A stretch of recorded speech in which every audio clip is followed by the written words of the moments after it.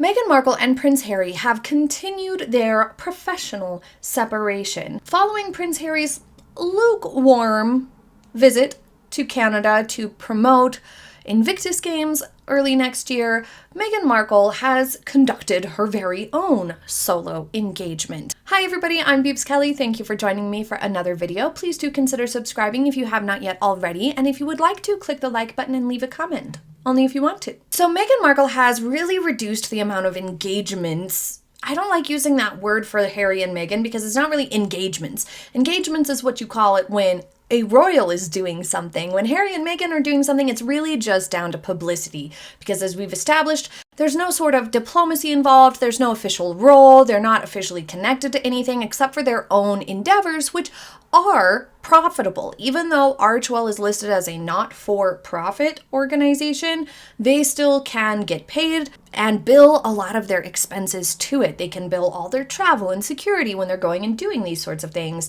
Even their wardrobe they can bill to Archewell. So ultimately, it's not really so much a pure foundation, much like most of them. And so engagement is not the right word.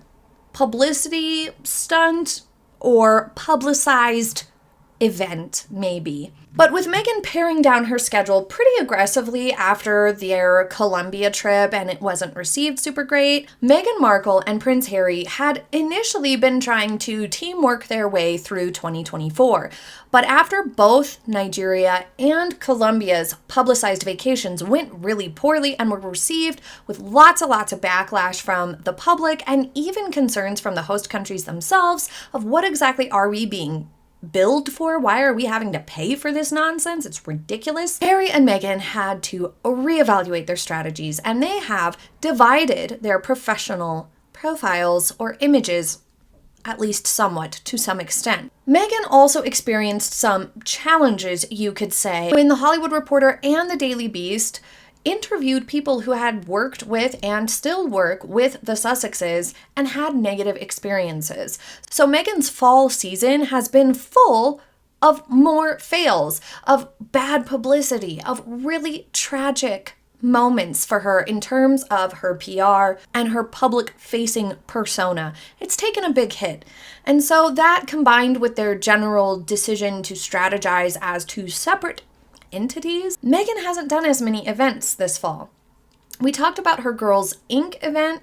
I'll link those videos for you here. And she did that really strange, out of touch LA Children's Hospital gala appearance. But other than that, there's been less than we're used to. Part of it is that the paparazzi and just the media in general and the public, of course, have lost interest in Meghan to some great extent because they're so tired of her and Harry. And so even if she were to call to let them know that she was going to be in such and such location, the chances of a paparazzi showing up to get pictures of her at this point are low. So even that has slowed down and stopped for the most part. We haven't been getting the same amount of paparazzi shots that we had been. And that's really down to them not taking the tip that she sends. Because as we know, we have evidence that Meghan Markle was tipping off the paparazzi to her whereabouts here and there. One event that she did do was this dinner for Afghan women who are starting new lives in America. She sat down with Marie Claire to discuss the Archewell Foundation's Welcome Project and her own holiday traditions with her family. First, we have a technicality to discuss. The Welcome Project is an organization out of Somerville, Massachusetts that began in 1987. And it provides essential services to immigrant communities. And they're very active. They received a grant in 2022, a 3-year grant, and have been well established for a very long time in the greater Boston area. But they're not associated, as far as I can tell, with Harry and Meghan's Welcome Project. So I'm just a little confused if Harry and Meghan stole the name and stole the idea, because Harry and Meghan's Welcome Project, which has the exact same name as this place in Massachusetts, is exclusively for those who have resettled from Afghanistan specifically. And it says there are currently 11 active Welcome Projects across the U.S. for these groups, for this specific project here. And that it's a woman-based programming bringing access to resources and opportunities, and creating community. Which is great. That's good. Don't get me wrong. That's a wonderful thing. But I'm just confused if this is like, some sort of infringement on the other Welcome Project, the one that's been around since the 80s, or what exactly is happening. Please let me know in the comments if you know anything about this.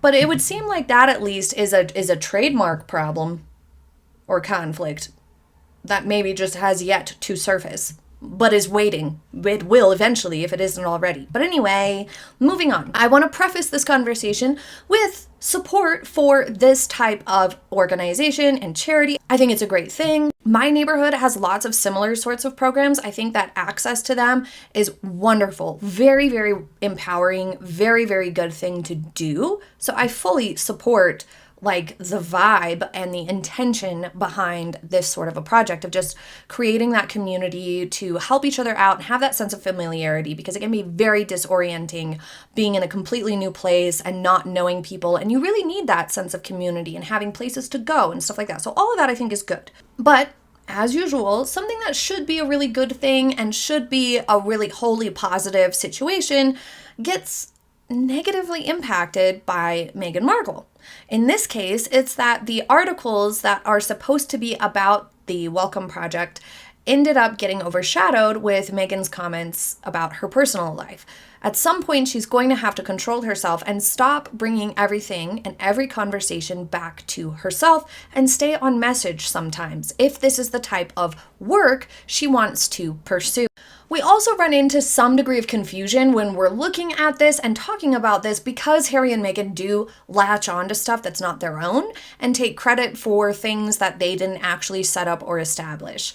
And so here, for example, this was actually a sort of collaboration, I guess you could say, between the women of Mina's List, which is an organization that empowers women in the field of politics and human rights, as well as the Southern California chapter of the Archwell Foundation's Welcome Project, meeting up in Venice Beach, California for a dinner. Harry and Meghan only launched their version of the Welcome Project in 2023. So yes, if there is a trademark conflict, then it just hasn't come out yet in terms of stealing the name of that other Welcome Project organization.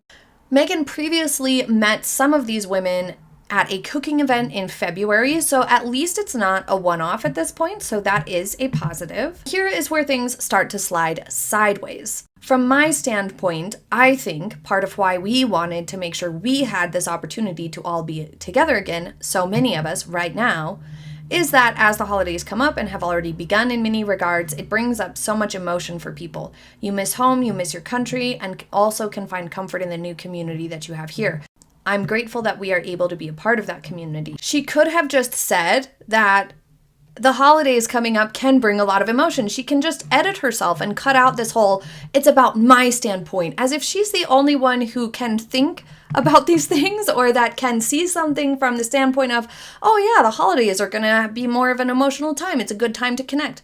She doesn't need to include so much fluff. It always comes across condescending to people, the way she speaks and rambles on about her perspective and as her, the way she's viewing it. It's very narrow viewpoint as well on top of it. And this article points out that she's dressed in her signature neutrals, which she has willingly made her signature because she never liked wearing color to begin with, but she shouldn't have, because this outfit is tragic. We're going to get to the outfit at the end of today's video. The article then points out that Mina's List has helped evacuate and resettle more than 2,000 women, which if you'll recall, there was a press release some time ago where Archwell took credit for those 2,000 women resettling when it was really Mina's List. So truth has come out here about that. Meghan then says, whatever cultures are different, whatever traditions are different, there's actually so much we have in common. There's a lot of joy in discovering each other's new rituals too. Aren't rituals something well established and not new? You find comfort in things you know, but you find so much community and connections in things you don't know as well. I think from a PR perspective, for the purpose of this article, it would have been much more useful for her to focus on sharing what some of those traditions or rituals are that she has learned about. Specifically, that would have provided a little bit more education, cultural education in the article, and delivered better value than her just blandly saying that she finds that interesting. And so the first portion of the article and the event itself all have great potential and come from a really good place, support a good cause, really, really fabulous. But then the entire rest of the article is focused on Meghan and the things that she has said about her holidays with her family. And so having more than 50% of the article focused on that is kind of disappointing and a bit of a letdown when it comes to the purpose of the interview in and of itself, because that ultimately is what will overshadow everything. Here she says that her son no longer believes in Santa. He's like 5. What? That's crazy. And then she says, at first I think as a mom with children, you're just enjoying having them there, like accessories. But they're not understanding everything that's happening yet. But now we're at the age where I just can't wait to see it through their lens every year. She really needs to shake up her go-to phrases. Seeing it through their eyes. That's what the magic of Christmas is through their eyes. They're not looking through a camera unless she lets them have smartphones. And then a huge missed opportunity. At the end of the article, the author says, before I go, I ask the Duchess what Americans can do to help women like the ones we met feel more at home here. And her answer is simple. It's really easy. Just think about how you'd want someone to treat you. How would you want someone to open their arms to you? Huge lost opportunity. What she should have done was taken this as a plug for the Welcome Project and other resources, like welcome.us is a network resource online to help find communities and resources no matter where you live in the United States. Huge missed opportunity there. Really, really highlights the lack of preparation in education, not fully understanding what she's involved in, which is a hallmark problem of Meghan Markle's. It seems like she never really fully gets what's happening and what it's all about, or she just gets caught up in giving anecdotes and talking about herself. But when you look across all of the publicity from this specific event, all of it focuses on her comments about her family and her personal traditions instead of on the Welcome Project, which is a really great cause. And this is that problem that the royal family, or Queen Elizabeth at the time, drew that boundary on, that you can't do both. Because when you try to do both, then you become this whole different thing where the personal comments and sharing of personal details and more like attempts at celebrity. You can't really call Meghan and Harry celebrity, but that's sort of a vibe of like, I'm famous, so everybody just cannot wait to hear what I have to say and what I want to share with them. That sort of a vibe ends up overshadowing all the charitable efforts, all the charity work, all the good causes get completely overshadowed by those sorts of comments. And you can see it when you Google or peruse the headlines about this. All of it is directed at and focused on the personal comments that she made, not the project itself, which is really disappointing.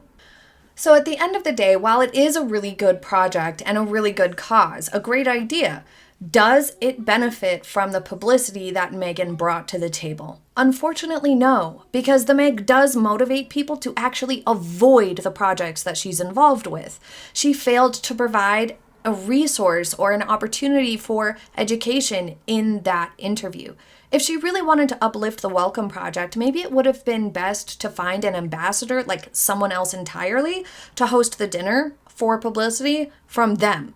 Or got a group of celebrities together, but she doesn't really have that networking power. But that would have drawn a lot of good, positive attention to it. Because the way Meghan shows up always just ends up looking very self-serving and ultimately is self-serving because she's the only one who really benefited from that publicity, even down to the things that she says. This bombshell that Archie at the tiny, tiny age of 5 no longer believes in Santa. What have they done? She somehow made this press release so much more about her Thanksgiving than the Welcome Project or the women themselves. I personally would be way more interested to learn what Afghan traditions she was vaguely mentioning than about hers, which is the same as pretty much everybody else in the United States. As for her outfit, she is wearing her usual GMPs, her giant man pants, and doing lots of me in this experience here. But let's take a little bit of a closer look at her outfit. So the trousers are way too big, way too bulky. These look to be the same ones that she wore to the Jane Pauley interview. They were too big then, they're too big now. As you can see, the rise is just far too high. For Meghan Markle, who is short torsoed, the rise is just too high. It makes it look like it has a drop crotch situation and accentuates her short torso. At the same time, it creates this situation where her waist looks wider, or at least it accentuates the width of her waistline rather than flattering it or balancing it or just allowing for a different focal point to take center stage. Similarly, wearing a beige turtleneck top eliminates the opportunity to create a focal point up here instead. Our eyes are automatically drawn to the belt and the lap area of the trousers, and of course, all those wrinkles. Oh my goodness, it's like she didn't iron them after the Jane Pauley interview or even wash them. They are just wrinkled to high heaven. These trousers are far too big and bulky, especially for her body type. If you lack a well-defined waist, or you're apple-shaped, or you carry weight in your tummy, or even if you don't, like Meghan Markle doesn't carry weight in her stomach, at least not at the moment, she's quite thin, but she still doesn't have a well-defined waist where her waist naturally nips in along the rib cage for any great length of time. And she's short torsoed on top of it. If you have that particular combination, it can be a little challenging. You can create a lot of very unflattering silhouettes by accident if you're not careful. Ideally, you want to wear mid-rise or lower rise trousers. These are very clearly high rise. By wearing slightly lower rise, it allows the torso to look more in proportion. When you have a short torso, a lower rise trouser or jean, like mid-rise or low rise, will fit on you more like a high rise trouser will. That's where it will land on you because you have a shorter torso. These are almost like rib cage heights. There's some trousers and jeans that are rib cage where they're supposed to come all the way up to your ribs. Well, these go higher than her ribs. They're practically up to her bust line here. And that's because they're high rise on a short torso. Just bad combination. But additionally, because she lacks that well-defined waist, things that draw the eye and create visual weight, like pleats, extra fabric, and belts, are going to add to that effect rather than blend it or take it away. So if you have similar style concerns, like lacking a well-defined waist and a short torso, avoid pants or trousers or jeans that have pleats. Avoid belts. Avoid things that add fabric to the belly area because it will only add visual weight. While she benefits from having a slightly looser pant leg, these are a little bit too far in that direction, especially with how wrinkly they are. And she also would really benefit from sticking with darker colored tops with lighter trousers to create that little bit of balance between her widest point of her shoulders and her thinner or more straight torso and hip area. You'll also notice that these women pretty much all have their shoulders covered. There was one woman here wearing short sleeve. The rest are wearing long sleeves, often with a headscarf. But I'm looking through these pictures. I'm not seeing any other woman in a sleeveless item. When you're dealing with women who are of a different culture and have resettled here in America, it is nice when you're trying to cater to that group and make them feel welcome and comfortable to dress in something that's following, at least to some extent, their social norms in terms of modesty. All of them wearing t-shirts or long sleeves, and a lot of them wearing scarves, means that Meghan's bare arms don't really fit into the setting and the group. Therefore, they stand out, which, as many of you have caught on, that's a lot of the times why she opts for something less appropriate to wear, is so that she does stand out from the crowd, but it's not polite and it doesn't lend itself to the image that she tries to create. In fact, it's in direct contrast to it. It's the opposite. It's trying to use this organization in this moment to grab attention in some way, shape, or form, even if it can make somebody else uncomfortable. Just in general, for the setting here, cooking food, being around these women, wanting to make them comfortable, a short sleeve or a long sleeve in a darker color would have not only flattered her body type better, but would have been a more appropriate choice. But leave your thoughts in the comments on this outfit, as well as this visit in general and the publicity surrounding it. Thank you so much for joining me for today's video, and I will see you next time. Have a happy day, everybody. Bye!